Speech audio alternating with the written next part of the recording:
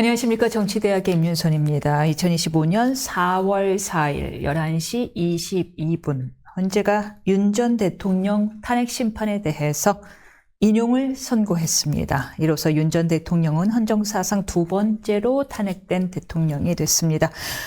역대 대통령 탄핵 심판과는 달리 찬반 경론이 123일 동안 극에 달했던 만큼 이번 선고로 국가적 혼란이 매듭 지어질 수 있는지 주목되는데요. 정치대학 오늘은 특별히 윤 전 대통령 탄핵 심판 선고에 따른 긴급 특별방송으로 진행합니다. 판사 출신 여성한 변호사님과 오늘의 선고 내용 자세히 분석해 보겠습니다. 안녕하십니까? 네, 안녕하세요. 또 나와주셔서 감사합니다. 예.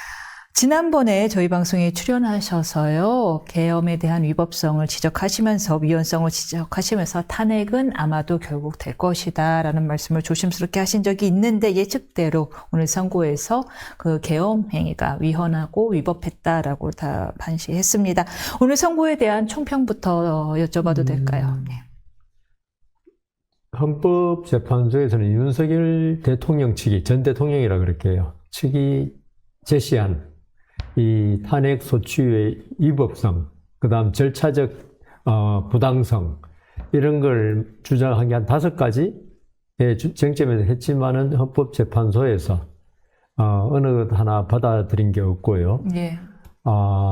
저는 이 사건에 대해서 이번에 말씀드렸지만은 계엄 선포가 위헌 위법, 네. 그거는 뭐 거의 명백하지 않느냐. 네. 따지는 것은 결국 그 동기, 국회에서 부당한 탄핵의 줄탄핵, 그 다음 예산안 삭감, 그 다음 또 뭐 있죠? 국회에서 한 게 예산안 삭감. 그 다음 부당한 입법. 예. 그거는 윤석열 대통령이 볼 때도 그렇고 조금 형평성을 잃은 국회 다수의 힘을, 민주당이 다수의 힘을 이용해서 어떤 여기 때문에 계엄을 했다, 이 주장을 했는데, 이런 거는 제가 보기에도 이것은 옳지 않았거든요. 왜냐하면 부정선거 의혹도 있었지요. 부정선거 의혹이 있었지만 입증된 게 하나도 없고, 문제는 그 전에 대법원에서 전부 다 이게 아니라는 게 결론이 난 사건이었어요. 그래서 일부 이 극우 보수들이 어떤 선거에 대해서 주장을 하는 것을 윤석열 대통령 측에서 받아들인 거 아니냐, 이런 문제가 있었기 때문에 어떤 증거가 있었으면 이 결론이, 이번 재판의 결론이 달라질 수도 있었겠죠. 근데 증거가 거의 주장만 있었다. 그러면서 중앙선거관리위원회에 군인들이 들어간 거, 그러니까 헌법기관인, 이런 문제. 그러니까 이 동기에 대해서 주장했지만 그 정도로는 이 비상계엄 선포의 동기가 될 수 없다는 게 헌법재판소의 결론이었고요. 나머지 뭐 여러 가지 지금 주장이 있는데, 그거는 전부 다 이 계엄 선포가 위헌이라는 거에 대해서 어떤 보충적인 문제들이지 결정적인 문제들은 아니었거든요. 그러니까 계엄 선포를 정당할 만한 이유가 있어야 한다. 그런데 없었다. 그 다음 국회의 어떤 의결권, 계엄 해제를 요구할 수 있는 국회의 권한 아닙니까? 이 의결권을 침해했다. 결국은 국가 3권 중에 하나인 입법부를 갖다가 무력화시키려고 했다. 이런 부분에서 이거는 아까 계엄 선포의 동기하고도 연관되는 건데요. 그 대통령이 그렇게 하면, 그럼 헌법이 완전 필요가 없게 되는 거잖아요. 국회를 마비시켜버리면은, 계엄 해제 요구를 못하게 해버리면 무슨 계엄이든지 다 할 수 있다, 이렇게 됐고요. 그 다음 마지막에 그 계엄 해제 의결을 하고 나서 국회에서 그 다음 했다지만 2시간인가요? 만에 계엄을 해제했지만 그걸로 어떤 그 정상을, 그러니까 그 계엄의 선포의 위헌성을 감할 만한 그런 상황은 아니다, 이렇게 해서 결국은, 근데 이제 우리 그 임 변호사님도 아시지만 아주 엽기적인 뭐 사건이 일어났을 때 국민들이 막 분노하잖아요, 그죠? 그런데 법원에서 보면 뭐 30년, 우린 사형이 맞다고 생각하는데, 그것처럼 국민들은 계엄에 대해서, 그리고 내란이라고 불리는 것에 대해서 분노를 했지만, 법조인들은, 우리는 그걸 많이 해봤잖아요. 판사 출신들은 어떤 양형을, 뭐 살인을 했다고 무조건 다 사형시키는 거 아니잖아요.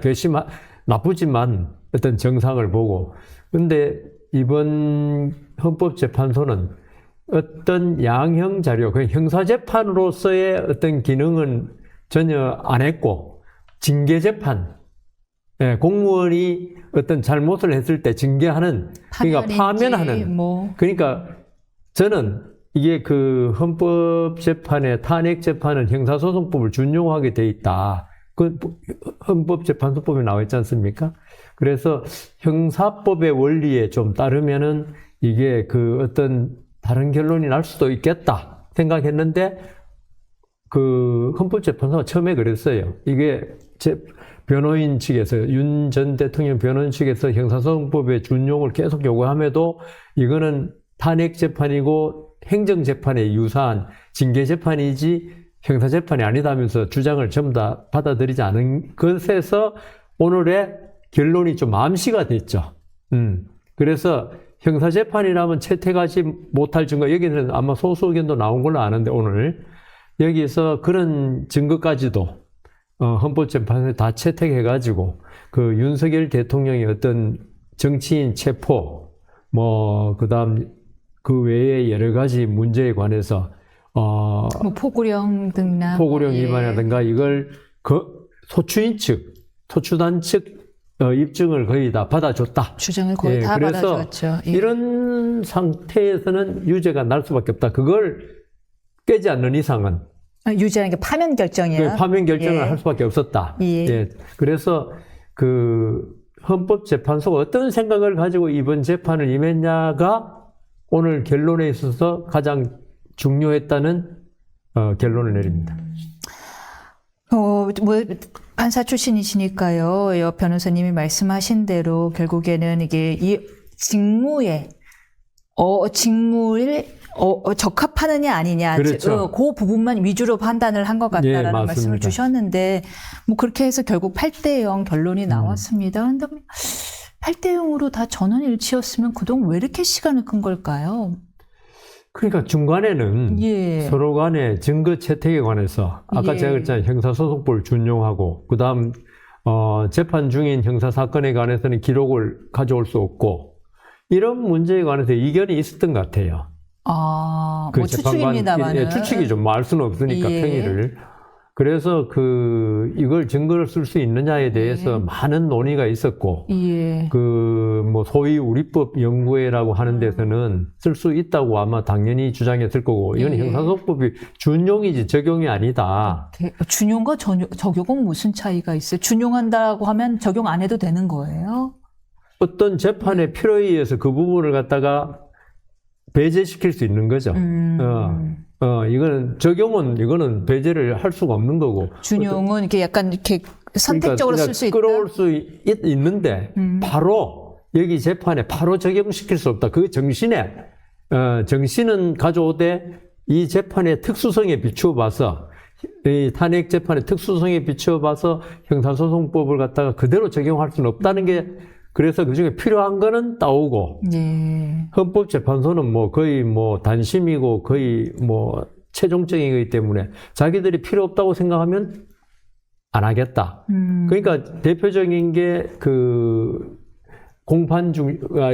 검찰 조서, 검찰에서 작성한 피의자 신문이나 참고인 진술 조서, 이걸 2020년에 형사소송법 개정될 때는 동의가 없으면 증거로 못 쓰게 됐잖아요. 형사소송에서는. 근데 이번 탄핵재판에서는 그걸 적용 안 했어요.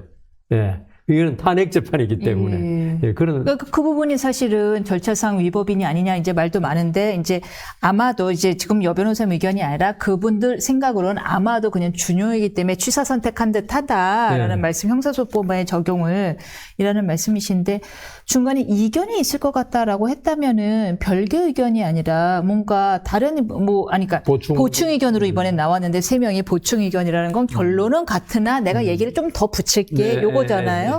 그거랑 보충 의견이 있고 별개 의견이 있고 소수 의견이 있는데 보충 의견을 했다는 건 사실상 결론을 다 같이 했다는 거잖아요, 뜻을. 근데 예. 제 생각에는 그게 처음부터 그렇게 됐겠냐. 처음에는 별개 의견이거나 별개 의견으로 소수 의견이었을 수 생각할 있다. 수 있었는데 네. 우리 박근혜 전 대통령 때도 2명의 재판관이 반대를 했다 그래요. 기각 의견을. 그렇습니까? 그건 다 알려진 거 아닙니까? 그런데 그때 국론 분열 이게 워낙 심할 걸 어차피 6대2면 그때도 8명이 재판했지 않습니까?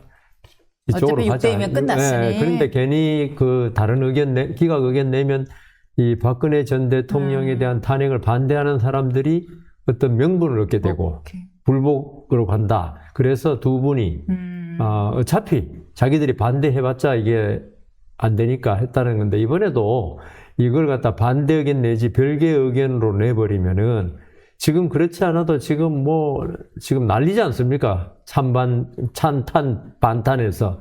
그 반탄 쪽에 또 명분을 줄 수 있는 거죠. 이봐라, 헌법재판관들도 당신들 절차가 잘못됐다고 하지 않느냐. 예. 그래서 아마 보충 의견으로 가면서, 이렇게 이제 마치 전원일치로 됐는데 아마 국론 분열, 내전이 일어난다고까지 이야기한 사람이 있을 정도로 이번에 아주 심한 분열이 있었는데 그 부분 때문에 아마 헌법재판소에서 이 별개 의견을 내려고 하는 재판관에게 설득 절차가 아니었나. 그게 큰 소리가 나고 그랬다는 게 그런 것일 수 있네요. 예. 별개 의견 내려고 그러니까 그러면 안 된다. 아니, 그래도 재판관이라면 자기 소신껏 좀 해야 되는 거 아니냐라는. 근데 제가 이번에 그 보수라고 불리는 재판관 세 분. 조한창. 정영식, 김복형인데, 예. 김복형 재판관은 제가 이제 부장판사할 때 단독인가 배석인가 이 때문에 잘 모르는데, 나머지 두 분은 정영식 재판관은 저하고 연수원 동기고 아주 좀 판사 생활도 같은 법원에서 같이 한 게 몇 번 되고 해서 참 잘 아는데 정말 유순하거든요.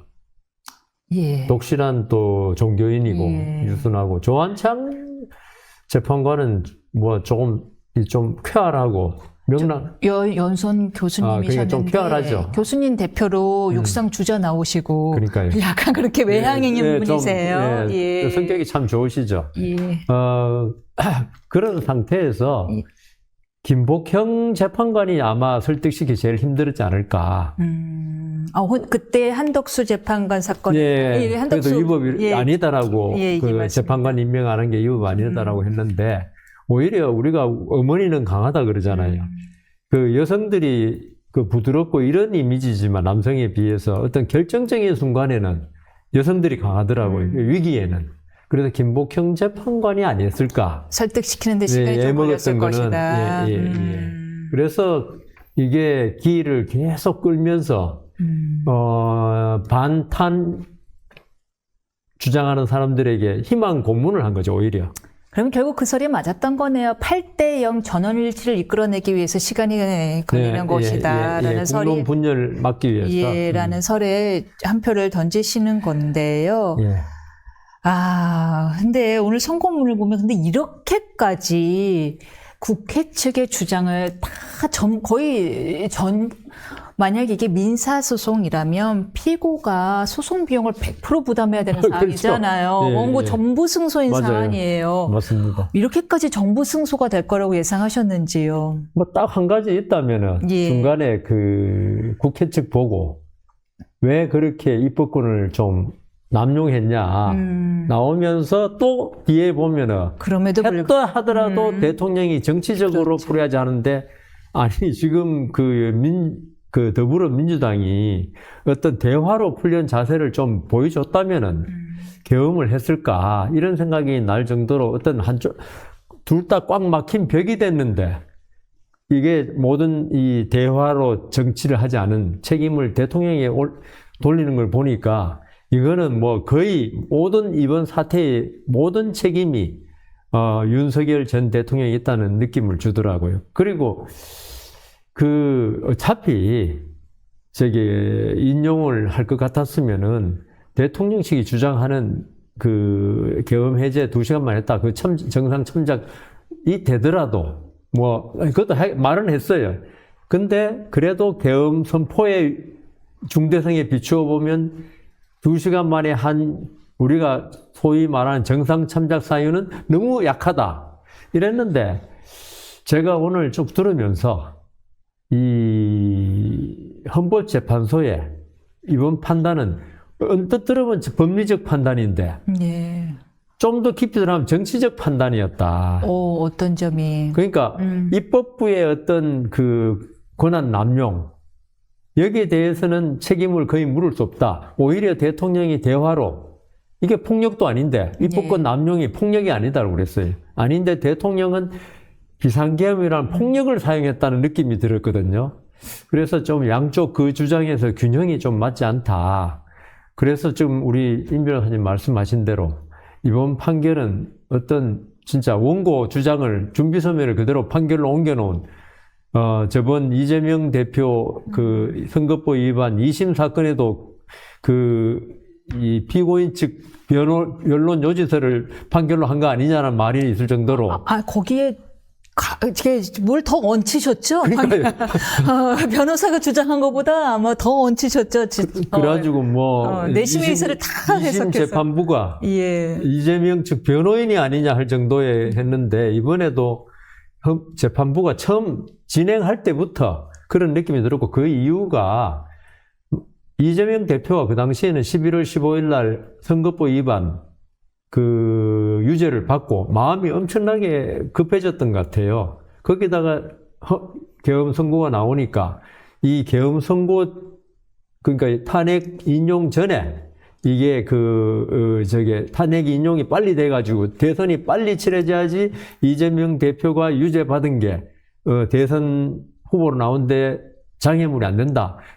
그럴 정도로 헌법재판소의 그 당시에 초기에 이 탄핵재판 초기에 문형배 대행에 기일 진행하는 거 보면은 무슨 전격 작전하듯이 목표 정해놓고 했다는 그것 때문에 저는 이번 결론에 대해서 문제 삼는 것보다도 이 문형배 소장 및 그 우리법 팀의 어떤 재판 진행에 있어서 진실을 밝히기보다는 어떤 목적을 정해놓고 계속 진행했다는 거기에서 저는 좀 문제가 있다.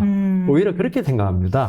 실제로 그래서 이 김복형, 조한창의 보충 의견 중에서 어떤 부분이 나오냐 하면 대통령 탄핵 심판의 중대성과 절차적 공정성 확보가 필요하다. 반대 신문을 통해서 불리한 증거에 대한 피청구인의 방어권을 충분히 보장할 필요가 있다라는 보충 의견을 냈더라고요. 그러니까 그렇게 해가지고도 방어권을 충분히 주고 반대 신문권을 준 다음에 이런 사실 인정, 그거야 뭐 재판부의 자유심 증 아닙니까? 그런데 이게 문제점 자신들이 진행한 반대 신문 진행에 문제가 있다는 걸 알면서도 그렇게 중대하다고 보진 않았나 봅니다. 아마도 그렇죠? 그러니까 이게 아니 그 계엄 선포에 대해서는 국무회의 의결이 없었고 절차를 그렇게 따지는데 본인들 재판 절차에는 절차가 중요하지 않다 이러니까 이거 이율 배반이고 서로 모순되고 그래서 저는 아까 모두에 말씀하셨듯이 계엄이 위헌이고 위법 다 맞다.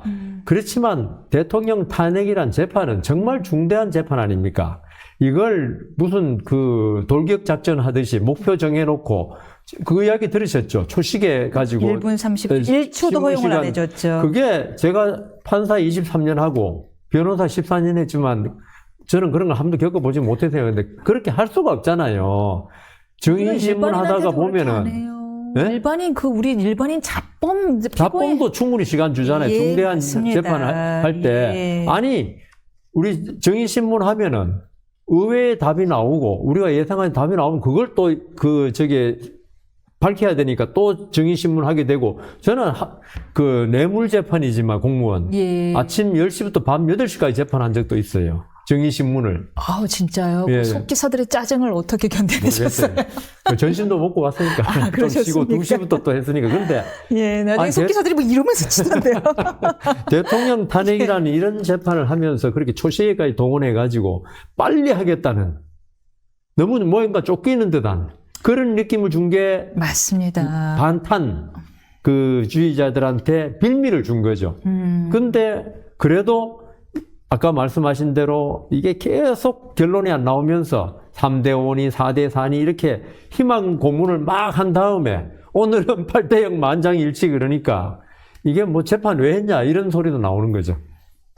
하나씩 짚어볼까요? 왠지 이제 주요 쟁점들을 짚어볼까 하는데 먼저 소추 발의의 적법성, 그 소추 발의가 여러 가지가 있었는데요. 과연 이제 회기 내에 같은 두 개 한 거 아니 일세무절이 아니냐라는 얘기도 있었고, 그건 회기가 다르다라는 얘기도 있었는데, 보충 의견 중에 뭐 이제 있습니다. 이렇게 사실상 회기 임시회 만들어서 회기 하나 더 만들어내는 거 이거 못하게 하자라는 얘기도 있었어요. 그러니까 탄핵 소추를 좀 엄격하게 하자도 있었는데, 그것도 문제됐잖아요. 뭐 제일 화제가 됐던 거는 내란죄 제외했던 거. 과연 그것이 그 소추 발의안이 적법하냐 얘기가 있었는데 적법하다고 봤죠. 예. 그거는 뭐 헌법재판소 마음이니까요.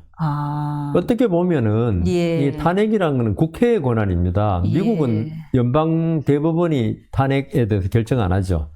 하원이 소추하고 상원이 결정을. 그러니까 국민의 대표자를 민주적 정당성이 제일 약한 사법부가 하는 거 옳지 않다고 미국의 건국의 아버지들은 그렇게 생각한 거죠. 그런 일리 있네요. 네, 그렇게 했는데 그렇다면 국회에서 어떤 국회의원들의 어떤 의결에 관한 권한 이게 뭘 가지고 했느냐 이게 중요하다는 겁니다. 아까 좀 전에 제가 미국 상황을 말씀드렸지만은 그렇다면 이번에 국민의힘에서 찬성했던 12분 그분들 내란이라는 것 때문에 찬성했을 가능성이 많아요. 그 내란이 뭐 초기에는 전부 내란도 다 된다 그러고 어떻게 대통령이 내란을 할 수 있느냐 그럴 정도로 아마 계엄의 위헌 위반만이었으면은 안철수 의원은 아예 대놓고 말했죠. 나는 그때 내란이 없었으면 찬성하지 않았을 것이다. 뭐 지금 와서 하는 이야기인지 모르겠지만 그 정도로 내란이 저는 그 계엄 선포의 위헌보다도 더 중요한 탄핵 사유였다고 봐요. 그런데 그걸 철회해 버렸어요. 저는 처음에 그 국회가 그 내란을 넣어가지고 탄핵 요구를 했을 때, 의결했을 때 자충수라 그랬거든요. 민주당에. 이거 한도 끝도 없이 길어져. 내란이 될 수 없는 수도 저는 내란이 안 된다고 보니까 맞다 하더라도 심리에 시간이 엄청나게 걸린다 했는데 그걸 철회해 버렸단 말입니다. 그럼 국회의원의 의결권을 침해한 거 아니냐? 처음에 탄핵이 달라진 거 아니냐? 국회 의결권을 침해한 것이다. 그거는 그래서 공소장이 완전히 근데 이제 두 개 다니까 계엄 위헌도 있고 내란도 있으니까 그걸 한 개 철회한 거는 사실은 공소장으로 보면 이게 공소 기각할 만한 사안은 아니잖아요. 그러니까 사실관계는 동일하잖아요. 거기에 대한 법적 평가가 형사적 평가가 내란죄를 추가하느냐의 문제가 있고요. 그런데 이제 이번 헌재도 마찬가지로 비록 내란죄 적용 여부는 아니었을 사실관계는 다 인정했잖아요. 사살하라느니 사실관계가 다 그대로 갔다라고 보았고요. 그 다음에 중요한 부분이 이제 계엄의 적법성 여부를 보았습니다. 계엄이 그거부터 볼까요? 일단은 뭐 전시 사변에, 그거는 여러 번 말씀드렸어요. 전시 사변에 준하는 상태가 아니라고 보았죠. 근데 여기에 대해서 뭐 불탄핵을 계속하지 않았느냐 이런 부분, 그리고 끊임없이 제2 요구권을 행사할 걸 알면서도 입법을 한 부분이 전시 사변에 준한다라는 시청구인의 의견은 모두 다 어떤 논리로 묵살을 하였죠? 그대로죠. 이건 정치적인 문제지. 정치의 문제니까 정치로 풀어라라는 거죠. 그래서 헌법재판소는 계엄은 이게 폭력의 행사로 본 거죠. 어떻게 보면 헌법에 맞지 않는 계엄은 일종의 폭력이다. 그러니까 지금 대통령 측이 주장하는 그런 입법부의 폭주는 이거는 정치 문제로 해결해야 되는데 왜 폭력을 행사했냐. 그런 건데 아까 제가 처음에 말씀드린 대로 이걸 입법부가 정치적으로 풀 수 있는 카운터 파트냐, 이거에 대해서는 좀 고려가 좀 없었다. 아니 그 시장에 가가지고 조폭이 그 싸움을 하고 있을 때 점잖은 사람이 가가지고 대화로 풀자, 이게 통하지 않잖아요. 이 국회를 더불어민주당이 이걸 조폭이라는 건 아니지만, 그러니까 말이 통하는 상대가 있고 통하지 않는 상대가 있다. 그런데 헌법재판소는 그래도 대화로 풀어야 한다. 이걸 계속 강조하는 거죠. 이런 내용도 있더라고요. 그랬으면은 알아서 총선을 잘 이겼어야 되지 않느냐라는. 그거는 진짜 헌법재판소 할 이야기는 아니죠. 할 그걸 뭐, 그거는 뭐, 이 법률정하고 전혀 관계없고 심지어 법리하고. 총선에서 졌으면은 이 국민의 뜻을 뜻을 준엄하게 받아들이고 더 대화하려고 애썼어야 되는 거 아니냐. 그건 완전히 그 법리와 관계없는 정치적인 해석, 주장이고요. 뭐 판단이고, 그거는, 사설이군요, 사설. 헌법재판에 넣을 이유가 전혀 없는, 그러니까 그런 데서, 헌법재판소가, 아까 원고 측의 준비서면을 그대로 했다는, 아마 원고 측, 그러니까 소추인단 측, 거기 나와 있을 겁니다, 아마 그 말이. 그리고 이런 표현도 있어요, 그렇게까지. 근데 참 이건 왜 줄탄핵이 뭐, 계엄을 해야 될 만한 전시사변의 일은 아니다라고 하면서 저는 이건 약간 피청구인 측에서 주장한 부분이 설득력이 없긴 하다 싶었는데 뭐냐 하면은 줄탄핵을 얘기하지만 정작 12월 3일에 탄핵할 즈음에는 문제됐던 탄핵은 검사 1인과 감사원장 탄핵권밖에 없었다. 그 다 전의 일이다. 라는 주장에 대해서는, 그 결정에 대해서는 어떻게 보세요? 근데 그 전에 탄핵이 있었지만 그 탄핵이 몇 건인지가 중요한 게 아니고 그 탄핵이 전부 다 그 대통령의 어떤 그 국정 운영을 방해할 목적이었냐 아니냐 이게 중요한 거죠. 지속적인, 그러니까 계속범이었다라고 보시는 거군요. 그러니까 그리고 검사 탄핵도 대부분이 보면은 이재명 대표의 수사와 관련된 검사들이었거든요. 그랬죠. 그러니까 악의적인 탄핵이 아니냐. 탄핵 건수가 중요한 게 아니죠. 그리고 뭐 결과도 나왔잖아요. 이번에 윤석열 대통령 탄핵 제외하고는 전부 다 기각된 거 아닙니까? 그러니까 헌법재판소가 하여튼 조그만 거는 다 풀어주고, 제일 큰, 그것만 잡은 꼴이네요. 결정물 중에 이런 얘기도 있더라고요. 탄핵 요건에 해당하지 않는 잘못된 탄핵을 수시로 한 것은 사실이나 하면서 야당을 약간 꾸짖습니다. 사실이나.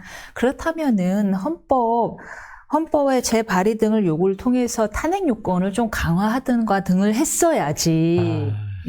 그게 헌법이 개정되겠습니까? 국민의힘이, 더불어민주당이 그 정도 의석까지인데. 그래서 총선을 이겼어야지. 그거는 진짜 사족이고요. 그렇습니까? 그걸 왜 여기서 말해요? 그러면, 그런 말 하면 자꾸 의심받는다니까요. 계몽령 주장에 대해서 이게 많이 화제가 됐습니다. 김계리 변호사도 나도 계몽되었다라는 얘기를 했는데 계몽을 위해서 했다라는 그 말 자체에서 전시사변이 사실상 없었다는 것을 자인한 거나 다름없다라는 이야기를 합니다. 그래서 저는 그게 말로름 같았었는데 전한길 일타 강사인가요? 그분도 계몽령이라 그랬는데 그건 아니죠. 그거는 아니다. 피청구인 쪽에서 할까? 피청구인 측의 그 계몽령이란 주장은 뭐 하나마나한 뭐 그게 계엄 선포인데 왜 계몽령입니까? 그거는 대통령이 뭐 많은 지금 권한을 지금 제한하고 있지만 그렇다 하더라도 행정부의 수반으로서 다른 방법으로 충분히 할 수 있는 국민들에게 어떤 그러니까 그러니까 도어 스태핑을 했잖아요 처음에. 그러다가 얼마 안 있다가 없어져 버리고 그다음 사실 문재인 정부 때 그 기자회견을 별로 안 했다고 많이 욕했잖아요 우리가. 윤석열 대통령은 처음에 몇 마디 하고 그다음부터 몇 번 자꾸 언론에서 이렇게 비난하고 하니까 그러니까 저는 우리나라 그 정치인들이 말에 약하더라. 미국은 정치란 건 말밖에 없습니다 사실. 정치인들이 뭐 총 들고 싸우는 건 아니잖아요.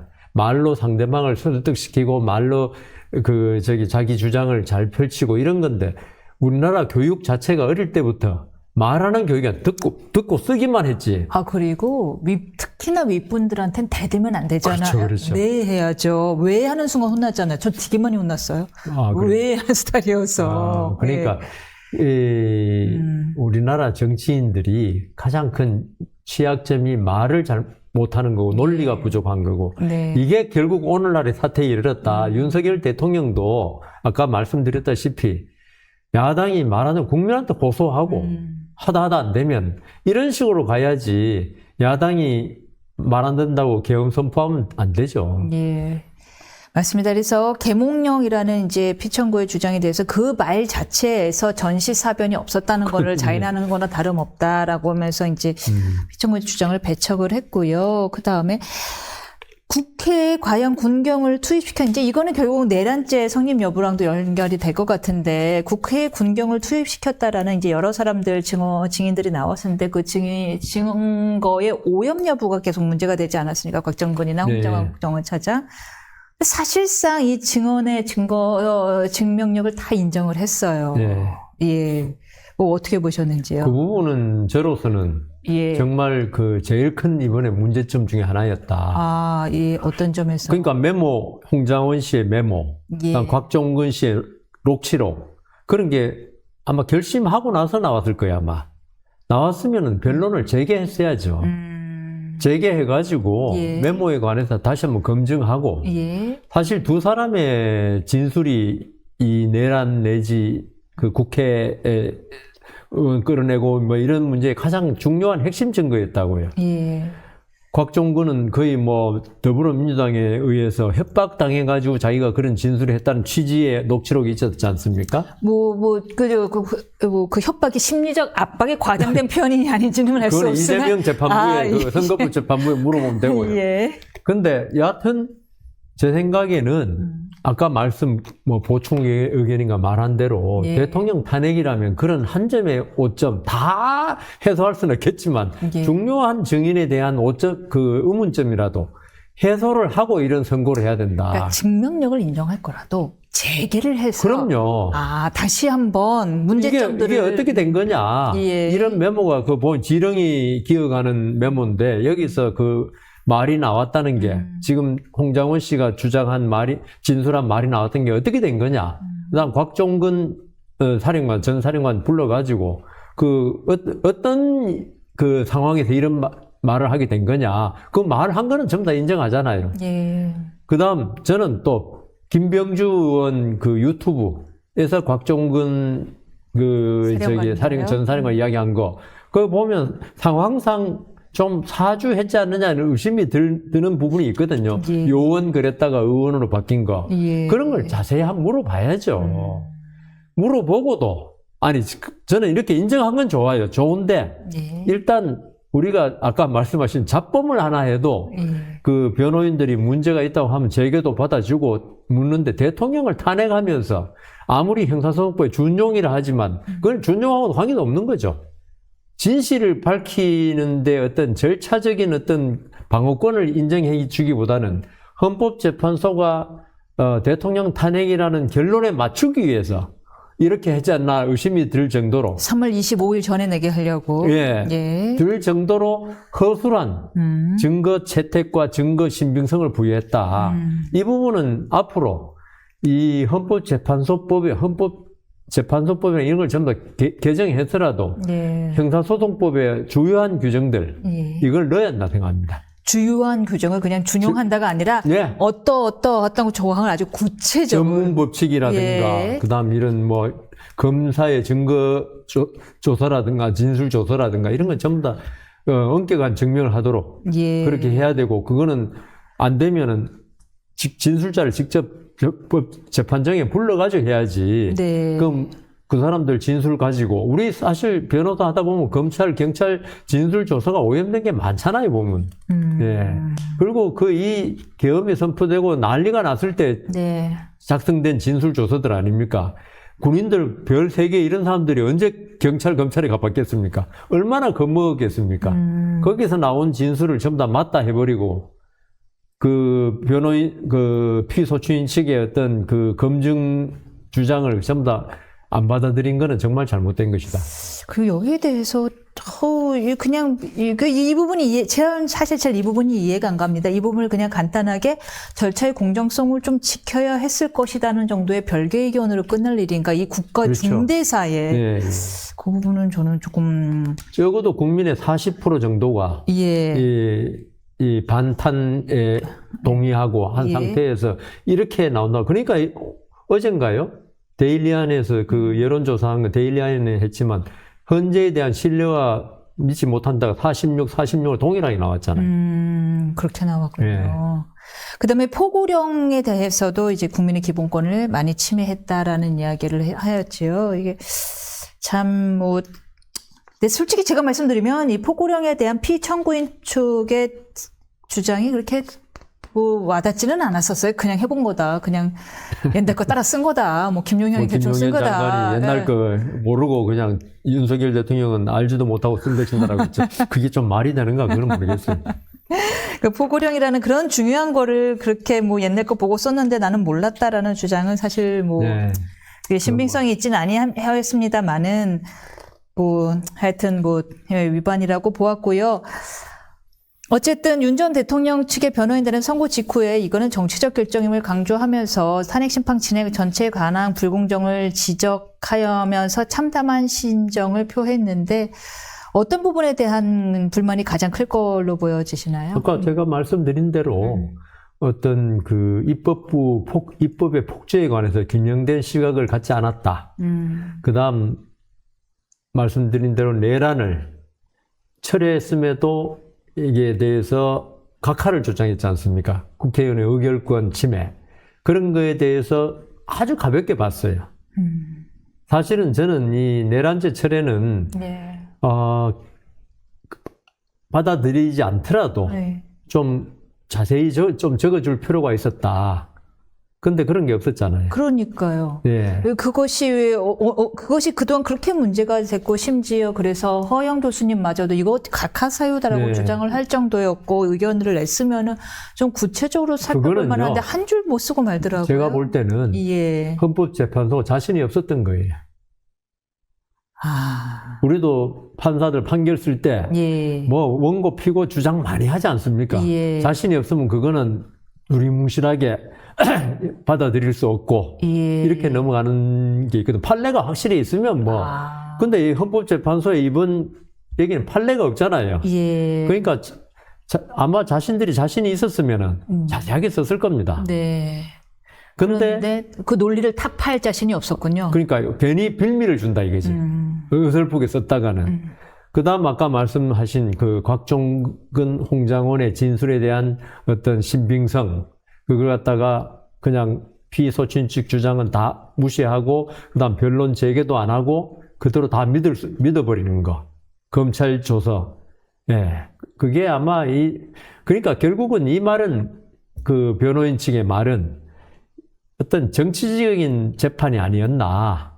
이런 걸 볼 때 결론을 미리 만들어 놓고 거기에 꽤 맞추는 재판이 아니었나 해서 정치적인 아마 재판으로 본 것 같습니다. 아니 근데 갑자기 이런 생각이 듭니다. 헌법재판소는 신인가요? 그래서 내가 하는 말이 예. 헌법재판소 단심인데 예. 만일 1심이었으면은 예. 항소심에서 파기될 가능성도 있어요. 그래서 저는 헌법재판소를 단심으로 만든 거 있죠. 예. 아니 대법원 판결도 있죠.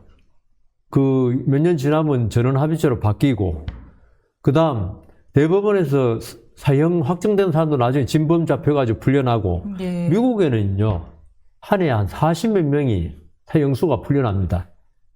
그 당시에 DNA 검사 없을 때 그 사형 선고를 받았던 사람들이 미국 연방 대법원이 그렇다니까요. 무슨 말씀인지 알겠습니다. 그러니까 오판의 위험성은 늘 존재한다는 거잖아요. 그러니까 예. 작은 사건에서 오판도 국민의 권리를 심하게 침해할 수 있지만 예. 이 정도 사건에서 헌법재판관 8명이 예. 우리가 맞아. 저는 이게 말씀을 듣고 있자 보니 헌법재판관들이 상당히 오만하구나라는 생각까지 듭니다. 왜 이렇게 모든 것이 모든 예외에 해당한다고 생각을 하죠? 단심제일수록 신중해야 될 텐데. 그럼요. 예. 저는 헌법재판소가 6인으로 심리를 할 수 있다는 거.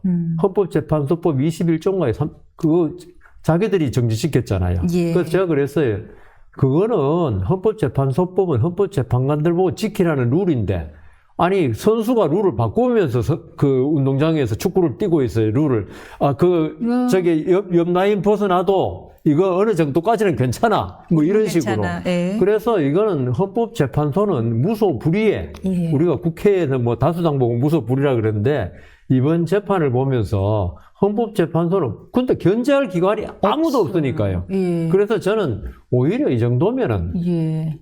그 헌법재판소에서 문제되는 절차에 관해서는 대법원에서 판단해 줘야 되는 거 아닌가 할 정도로 그런 생각이 들 정도입니다. 헌법재판소를 대법원이 견제한다면 정말 제대로 하겠네요. 그동안 억울해했잖아요. 왜 우리만 헌법재판소가 해? 이거 오히려 대법원이 적용할 법률 전부 다 헌법재판소가 유연 나오고 그 한정적 합헌, 이거 완전히 그 법률 해석에 관한 거거든요.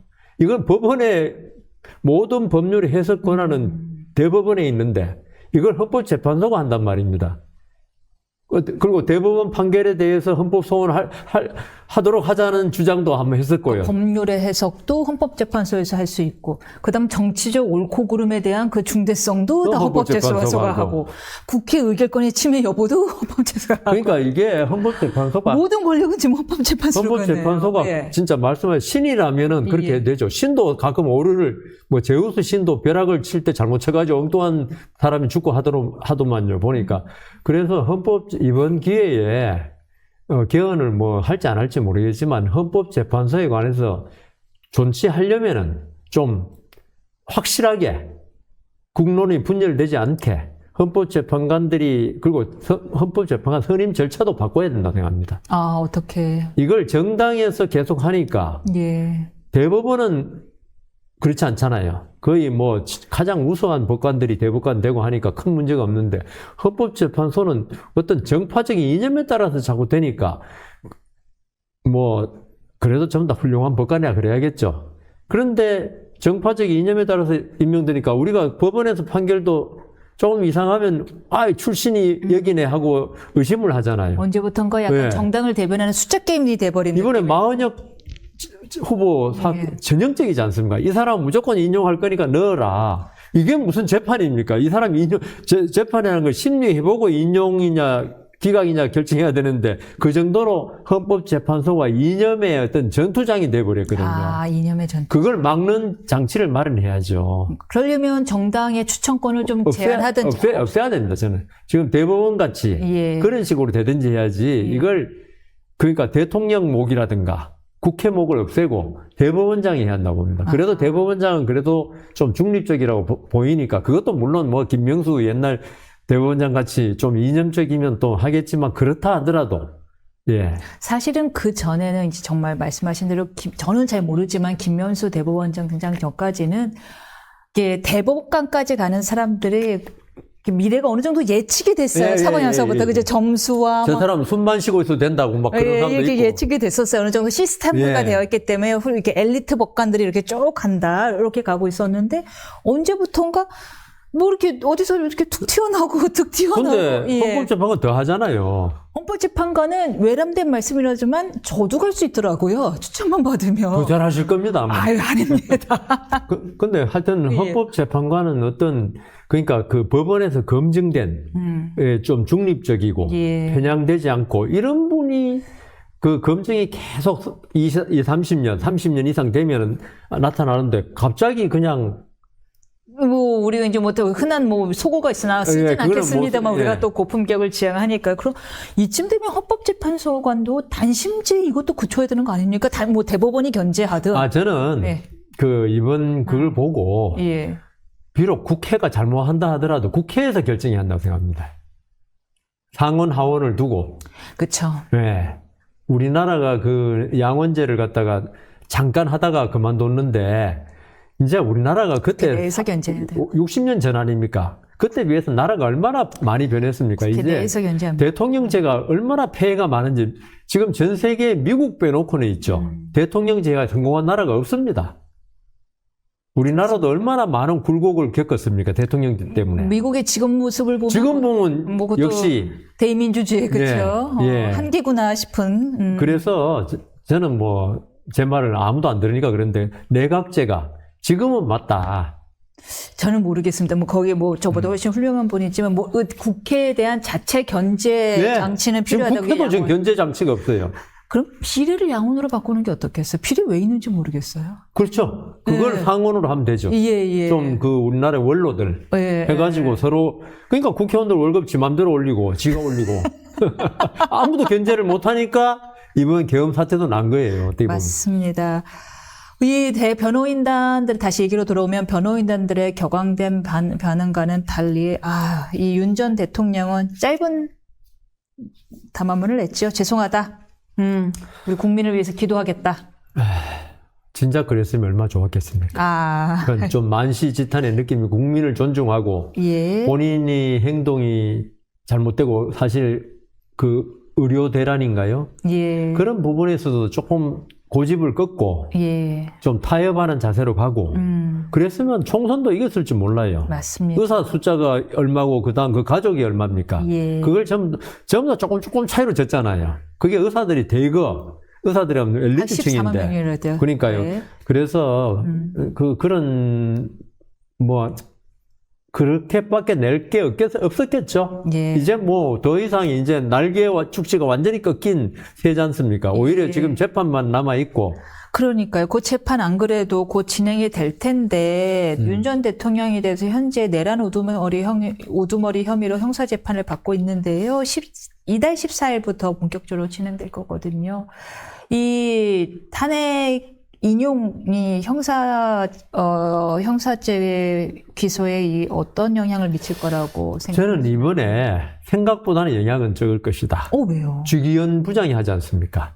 주기현 부장이 구속 취소한 사람입니다. 형사 25부. 예. 예, 공수처의 수사권 문제라든가 여러 가지로. 예. 그리고 저는 계속 주장하지만 제 혼자 왜 지금 요새는 뭐 몇몇 사람 법원장 출신 제 대학 동기하고 몇몇만 주장하지만 폭동이 없었기 때문에 예. 폭동이라는 거는 어떤 제어할 수 없는 아무런 규칙도 없는 그런 걸 폭동이라 그러는데 계엄군이 간 거 그건 나중에 불법은 맞죠. 아니 계엄이 위헌이니까 위헌하고 하지만 그건 명령 체계에 따라서 들어가고 그걸 폭동이라 할 수는 없죠. 군인들이 명령에 따라서 들어간 걸.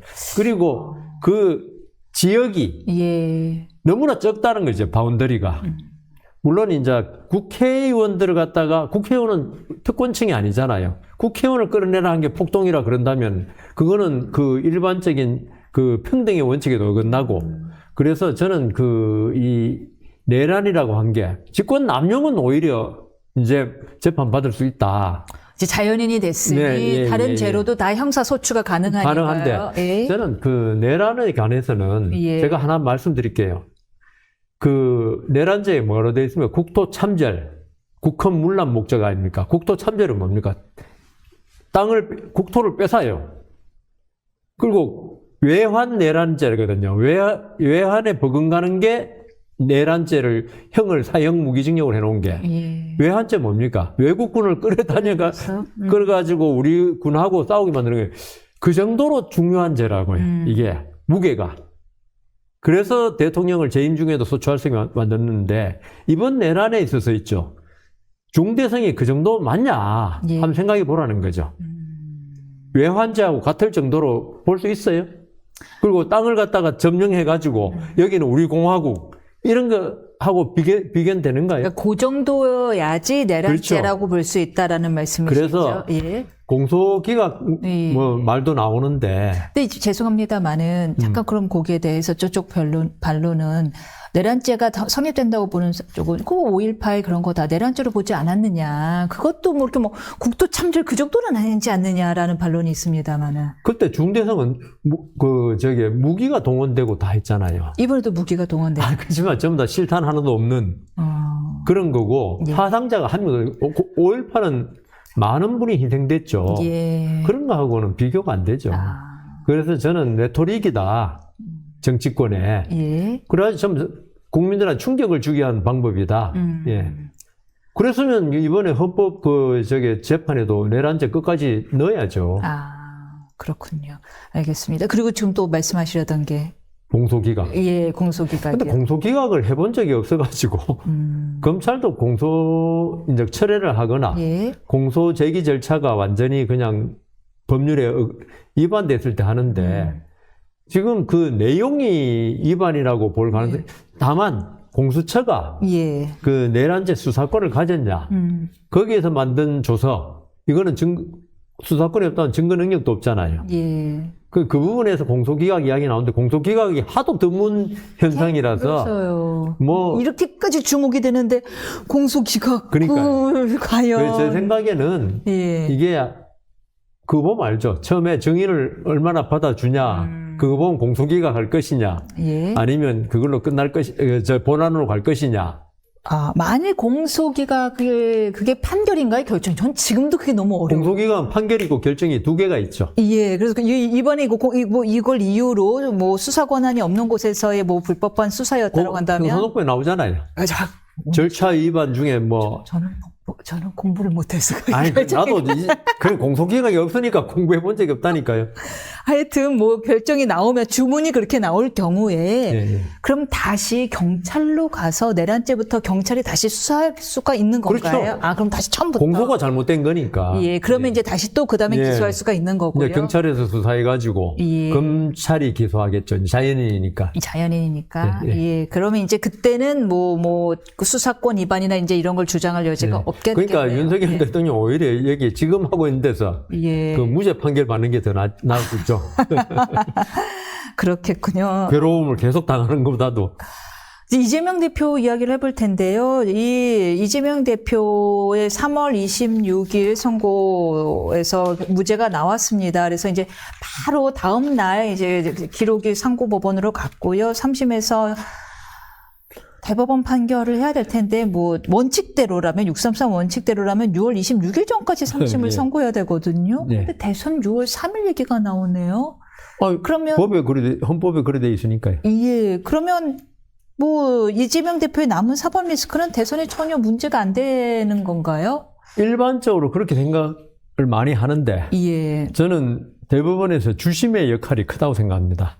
아, 예. 주심이 이거는 그 내용이 법리 문제만 남았잖아요. 아까 말씀하신 과도한 뭐 과장이라든가 뭐 협박을 그렇게 그다음 해석할 조작이라든가. 것이냐, 뭐 행위를 그렇게 해석할 것이냐. 이걸 완전히 그 관심법을 동원했더라고요. 그러니까 예. 이재명 대표의 마음을 들여다보고 하는 재판이라서 예. 국리의건과 뭔가 관심법을 했다는데 예. 관심재판부라고 앞으로 이제 그런 농담이고요. 근데 이제 그 정도로 궁예의 관심법은 예. 그 사람을 처단하기 위해서 썼는데 이번에는 살려주기 위해서. 방면하기 위하여. 예. 그래, 그건 다 좀 농담이고요. 그래서 이게 의외로 예. 어떻게 보면 간단할 수가 있어요.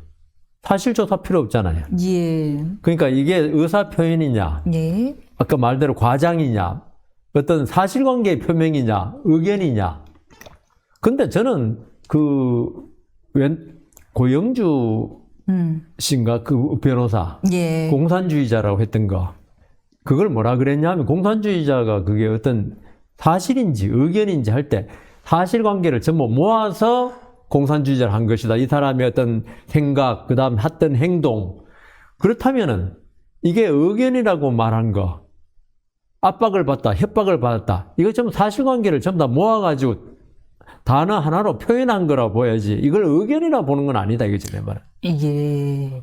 제가 그 대법관이라면. 예. 그 다음. 정확한 워딩은 직무유기를 문제 삼겠다고 나를 협박했다가 워딩입니다. 수단까지 나와요. 그러니까, 그러니까, 근데도 과장이라고 불과하다고 예. 그랬잖아요. 압박을 과장했다. 예. 근데 그건 저는 도저히 이해할 수 없고요. 예. 그 다음 사진 조작이라는 것도. 예. 그러니까 인터넷에 보니까 농담으로 앞으로 속도 위반 찍히면 사진 확대해서 하는데 전부 조작이라고 나 안 나가야겠다 할 네. 정도로. 그건 조작이 아니죠. 편집이죠. 그럼 편집이다. 그게 나머지는 초상권 침해예요. 그 관계도 없는 사람 사진을 내는 거는. 그걸 떼가지고 했는데, 그걸 가지고 사진 문제 따로 조작이냐 아니냐. 골프를 쳤냐 안 쳤냐 문제 따로. 골프를 안 쳤다고 말한 적은 없다. 그냥 예. 사진이 조작이라 말했을 뿐이다. 그러니까 예. 이렇게 인수분해를 잘했는지. 그러니까 그래서 대법원에서 제 생각에는 검찰이 오히려 예. 이게 이재명 대표가 유죄를 받아서 상고를 했으면 이게 진짜 그 6월 3일 전에 안 나올 수 있어요. 예. 그렇잖아요. 7일 딱 돼가지고 상고하고 예. 그다음 기록 접수 통지서도 좀 몇 번 안 받다가 그렇죠. 이제 국회로 가져오면 어쩔 수 없이 받고 그때부터 20일. 왜냐면 본인이 상고인이기 때문에 예. 피고인이 그러니까 본인이 얼마든지 늦출 기일을 수가 끌 수 있는데 있죠. 검찰은 다음 날 바로 상고하고 예. 아마 상고 이유서 벌써 냈다는 이야기를 들었는데 아 그렇습니까? 그런데 확실히 확인을 못했어요. 예. 그런데 검찰이 상고 이유서야 뻔하지 않습니까? 우리가 지금 말하는 거에 좀 보충하고 아까 제일 주요한 게 투표권자의 마음을 그게 인식을 기준으로 해야지 왜 피고인의 마음을 기준으로 하냐 그런 정도겠죠. 그렇다면은 재판부에서 의견 일치가 안 되면 저는 합의로 넘어가지만은 의견 일치만 되면 빨리 나올 수 있고요. 그러면 고등법원으로 가면은 고등법원에서 이제 그때부터 문제죠. 또 이재명 대표한테 유죄 취지로 가더라도 송달 문제, 또 안 제3고 문제, 고등법 예. 판결은 송달만 되면 빨리 되겠지만 예. 제3고가 또 있잖아요. 예. 그렇기 때문에 선거법 위반은 이미 물 건너갔는데 다만 문제는 대법원의 최종 결단인데 이재명 대표 당선이 됐다 할 때 그 재판을 계속 할 것이냐. 그것도 지금 판례가 없잖아요. 이런 일이 한도 재판받는 피고인이 당선된 적이 없으니까. 예. 그래서 그 부분도 대법원에서는 이제 고민을 좀 하겠죠. 하는데 근데 불신이 깊습니다. 하도 지금 정치의 사법의 정치화 이야기가 나오니까 과연 대법원이 정치 눈치를 안 볼 것인가? 그것도 지금 불신이 그렇죠. 파기환송부터 예. 아마 거의 대통령이 된 듯한 이재명 대표 눈치를 안 보겠냐. 예. 그리고 소추라는 개념을 갖다가 잘 아시겠지만 기소로 보느냐, 재판까지 합쳐서 보느냐, 참 어려운 문제가 남았습니다. 그 대법원의 결단이죠. 예. 네. 그 부분은 어떻게 하셨어요? 저 2심 판결문 중에서 왜 국토부의 행위를 표한 협박은 허위사실 공표죄는 피고인의 행위에 대한 공표여야 되는데 국토부가 협박했다고 말한 거는 피고인의 행위에 대한 것이 아니라 국토부 직원의 행위에 대한 것이므로 허위사실 공표죄에 해당하지 않는다라는 부분은 아이고, 저는 무슨 말인지 잘 몰라요. 하도 어렵게 써가지고. 예. 그 간단하게 아니, 그냥 국토부에서 협박했냐 안 했냐 그것만 보면 되지. 법관 출신의 여상원 변호사님도 이해할 수 없는 그러니까 판결문이었군요. 이번에 예. 노벨 문학상 있으면 요 판결 가져가면 후보는 오르지 않을까 싶습니다. 그 정도로 아, 상상력의 영역이었다. 예. 무슨 말이 뭐 협박이냐 아니냐가 문제지. 예. 예. 여당은 지금 이제 뭐 승복한다라는 메시지를 냈습니다만은 앞으로 참 이거를 제가 변호사님께 또 어려운 질문이 될 것 같습니다만 여당은 이 문제를 후폭풍을 어떻게 수습해야 될까요? 지금 여권은 예. 이 문제를 가지고 불복을 한다든가 다 승복을 했잖아요. 예. 오히려 예. 지금 여권 지지자들이 멘붕이라 그러죠. 2번 연달아 지금 두드려 맞고 무죄 나오고 탄핵되고 예. 우리는 1대1 정도면 균형이 맞다고 생각했는데 예. 오히려 헌법재판관들도 이재명 대표 무죄 보고 이거는 탄핵 기각했으면 되든지 아니면 그 무죄 나오면 여기는 인용해가지고 부담 없이 인용하고 부담 없이 그렇게 생각했는데 그래서 이게 여권의 결집으로 이게 도움이 될는지 그거는 결국은 국민의힘 여당의 역할이죠. 예. 에너지를 잘 모아가지고 이거 지나간 거는 이제 어쩔 수 없는 거고 대선이 곧 6월 3일인데 우선 더불어민주당은 이재명 대표 1극 체제로 후보라는 거는 거의 경선도 필요 없을 정도 추대할 것 같아요. 그럴 정도로 선거운동 벌써 다 하고 다니는 거 아니면 실질적인 선거운동. 예. 경제 5단체장 불러가지고 만나고 할 정도로. 근데 여당은 그렇게 하지를 못했단 말입니다. 예. 그럼 탄핵 인용을 바라냐 이런 말 들을까봐. 그래, 지금 이제 경선을 거쳐야 되는데 여기서 얼마나 서로 탄핵 찬반 뜯기도 좀 싸울까요? 또. 그래서 예. 제 생각에는 예. 이 여권 결집 세력이 이게 위험한 거예요, 이게 사실은. 극우 쪽이 꽤 있지 않습니까? 굉장히 달콤한. 그래서 위험한. 중도로 향하면 오히려 중도 예. 보수 쪽으로 뽑으면 이 극우가 또 이 집토끼가 놓칠 수 있고. 예. 그렇다고 해서 극우만 보고 중도를 놓치면 안 되고 이게 지금 딜레마에 빠져 있는데 국민의힘에 어떤 좀 책사가 있고 예. 조금 이 전략가가 있으면은 이걸 양쪽을 그러니까 극우와 이 중도 보수 그다음 중도까지 이렇게 아우를 수 있는 어떤 전략을 짜야 되는데 너무 시간이 지금 2달밖에 안 남아서 참 걱정입니다. 맞습니다. 당장 이제 다음 주에는 윤석열 대표의 선고 결과까지 포함한 이슈에 대해서 전 대통령 대표 죄송합니다. 윤 전 대통령의 탄핵 선고 결과까지 이슈가 포함된 이후에 여론조사 결과가 나올 텐데 과연 중도 표심이 어떻게 움직였는지에 따라서 예. 여당이 예. 전략을 짜야 될 것으로 보입니다. 늦은 시간인데 가자 나와주셔서 감사합니다. 지난번에 탄핵은 인용될 것이고 내란죄는 성립 안 될 것이다라는 말씀 중에 일단 50%를 맞추셔서 네. 제가 꼭 한번 모시고 말씀을 나중에 나누고 내란죄 싶었습니다. 결론 나면 맞든지 안 맞든지 예. 그때도 나올 수 있을지 모르겠지만 예. 만약에 그것도 맞추시면 저희가 꼭 한번 나와주십사 예. 여쭙겠습니다. 근데 그때는 아마 제가 은퇴했을 때 같아요. 몇 년 걸릴 거기 때문에.